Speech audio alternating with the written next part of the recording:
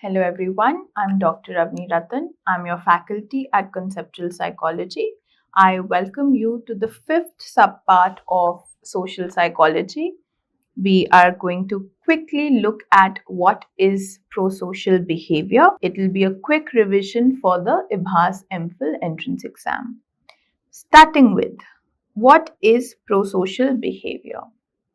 So, prosocial behavior is any voluntary action which is done to help or benefit others. It can include helping, sharing, donating, cooperating, or volunteering. Now, the motive may or may not be selfless.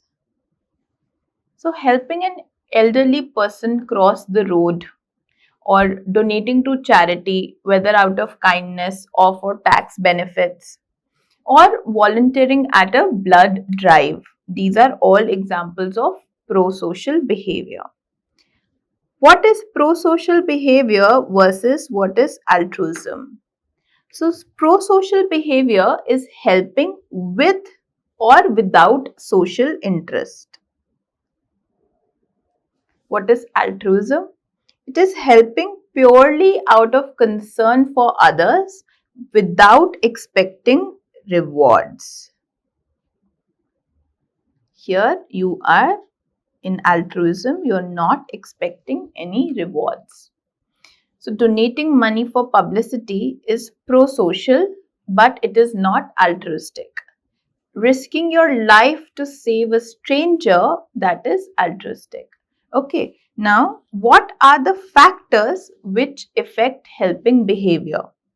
The very first is the physical attractiveness. So, attractive people are more likely to receive help. So, studies they show that strangers are quicker to help a well-dressed person than someone who is in shabby clothes.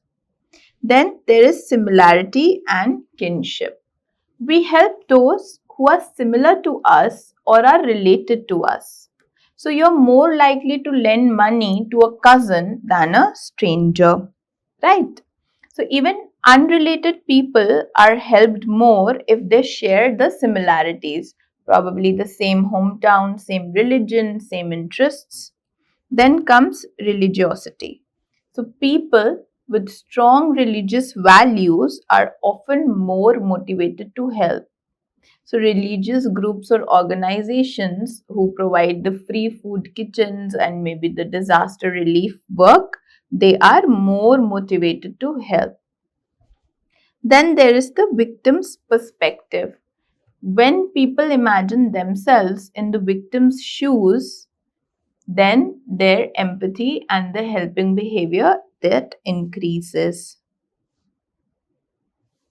So, after hearing a moving story of a child with cancer, people are more likely to donate.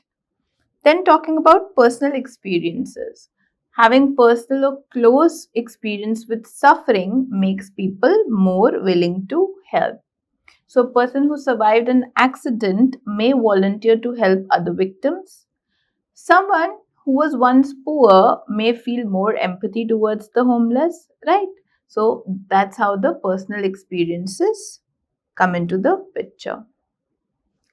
Then identifiable victim effect. So people they help more when the victim is specific and identifiable.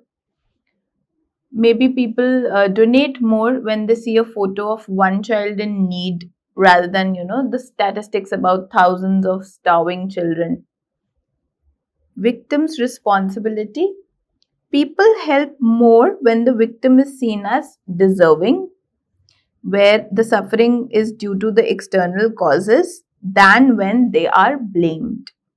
So, people are more likely to help a blind person who falls than a drunk person who collapses. Influence of friends. So, friends can encourage prosocial behavior. Like teenagers are more likely to volunteer if their friends do the same. Then there is gender differences. So women are more likely to help in the nurturing long-term ways, like maybe caring for the sick or giving emotional support. Men are more likely to help in heroic or risk-taking situations, maybe in accidents, right? So a woman may comfort a crying friend, whereas a man may rush to rescue someone in an accident. Then there are factors like your age.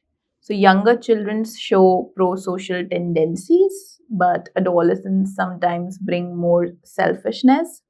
With maturity, empathy, and perspective taking, these things increases again. So the teen boys may help less during high school years, but often, they regain the social behaviors in adulthood. Now, factors like personality, in which we look at traits like empathy, agreeableness, and sociability, that predicts helping behavior. So, extroverts are often more likely to volunteer in social causes. Then there is mood.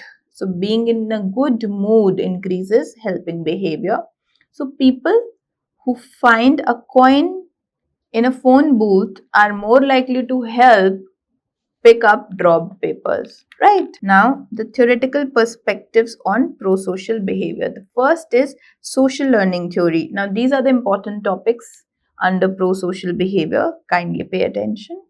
So, the social learning theory says that helping is learned by observing role models and by being rewarded.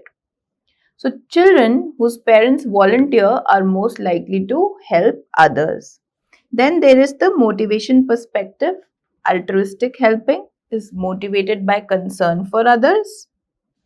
Egoistic helping motivated by benefits to self, which is praise, status, or reduced guilt.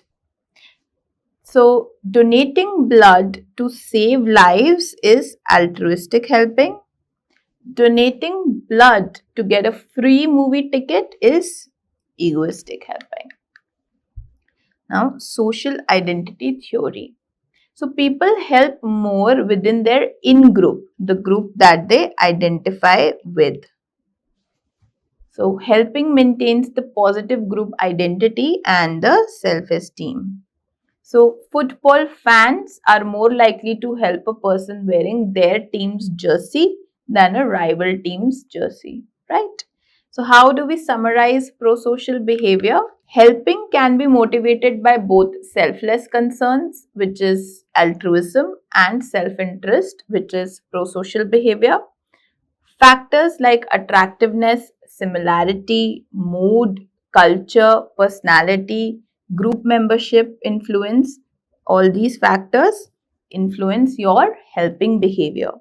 So that's how we could quickly summarize prosocial behavior.